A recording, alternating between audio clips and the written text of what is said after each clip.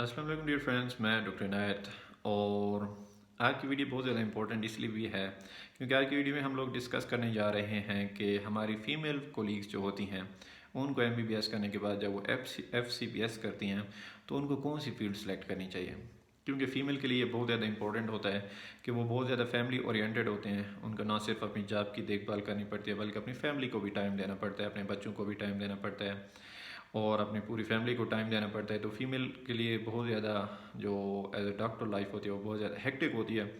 تو اس میں field selection بہت زیادہ امپورٹنٹ ہے.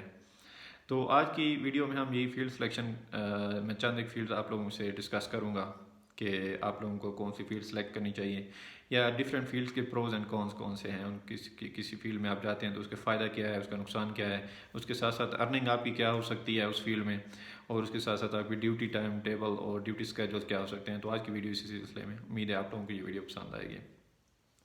تو سب سے پہلی فیلڈ جو پاکستان میں بہت زیادہ کامن ہے اور ہمارے فیمیل کولیگس بہت زیادہ جاتی ہیں وہ گائنیکالوجی کی فیلڈ ہے.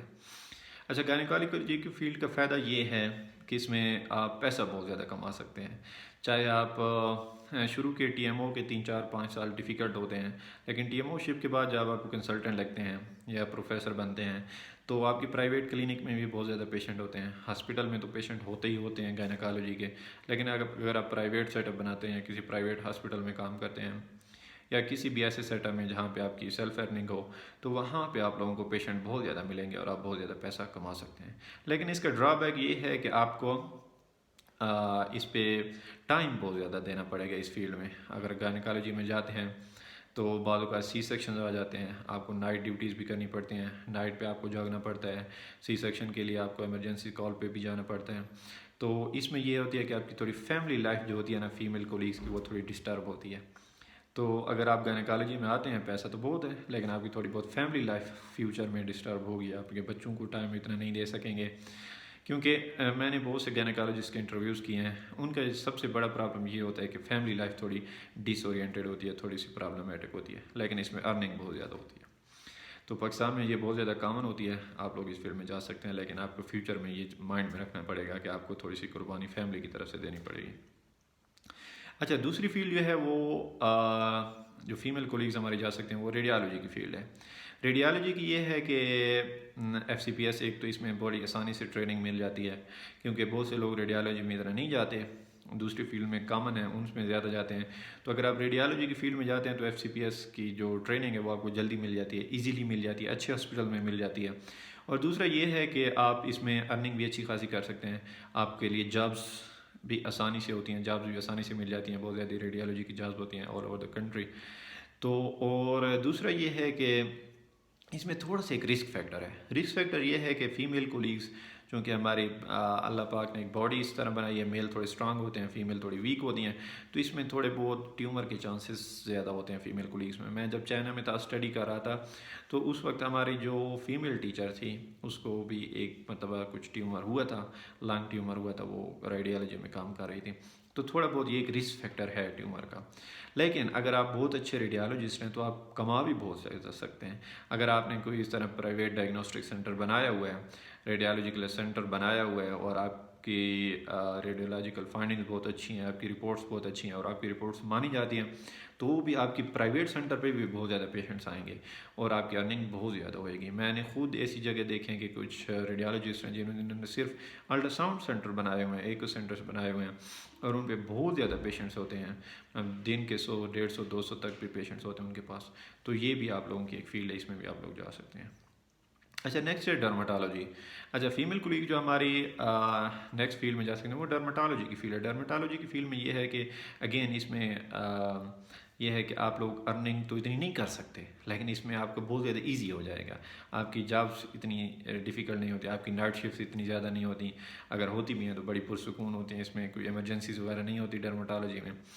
اور دوسرا یہ ہے کہ آپ اگر پرائیویٹ کلینک کھول دیں تو اس میں تھوڑی بہت اتنی ارننگ نہیں ہوگی، ڈرماٹالوجی کے پیشنٹس اتنے نہیں ہوتے accept big cities. Big cities میں زیادہ ہوتے ہیں اور چھوٹی سٹی میں آپ کو تھوڑا پرابلم ہو جائے گا ارننگ میں پرائیویٹ سیٹ اپ میں.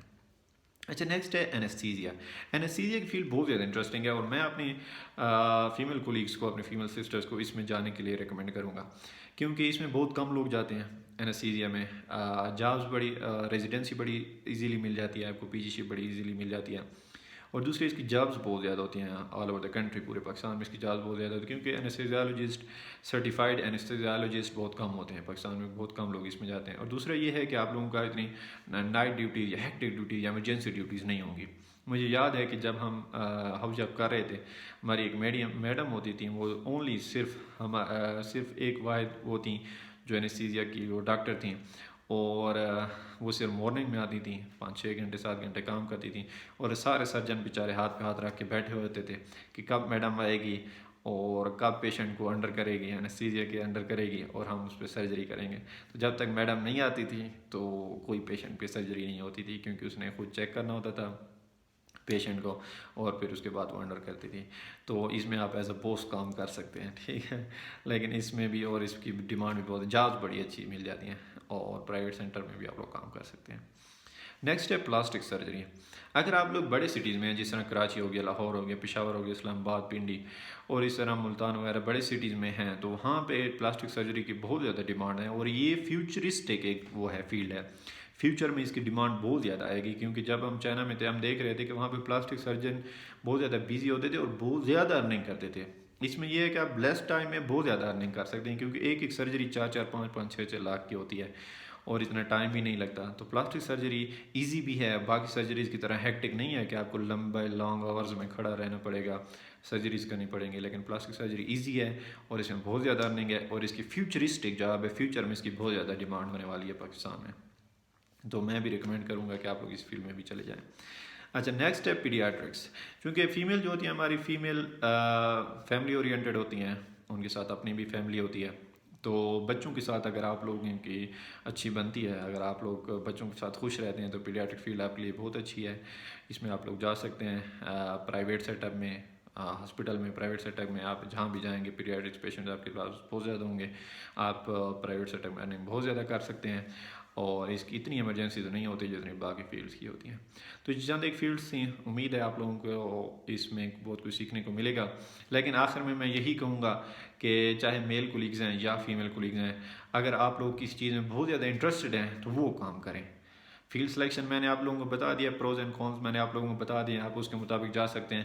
لیکن اس سے بھی امپورٹنٹ یہ ہے کہ آپ ایک فیلڈ میں کتنے زیادہ انٹرسٹڈ ہیں، آپ کا دل کس فیلڈ میں، آپ کام کرتے خوش کس فیلڈ میں ہو سکتے ہیں، اس فیلڈ میں جائیں. تو امید ہے آپ لوگوں کو یہ ویڈیو پسند ہو جائے گی. اگر آپ کے مائنڈ میں کوئی اور فیلڈ ہے یا آپ کو چاہتے ہیں کہ میں کسی اور فیلڈ پہ کوئی ویڈیو بناؤں، تو آپ ہمارے کمنٹ سیکشن میں ہم سے پوچھ سکتے ہیں. آپ سے ملاقات ہوگی نیکسٹ ویڈیو میں. Till then take good care of yourself and your loved ones. Stay tuned. Have a good time. Bye bye.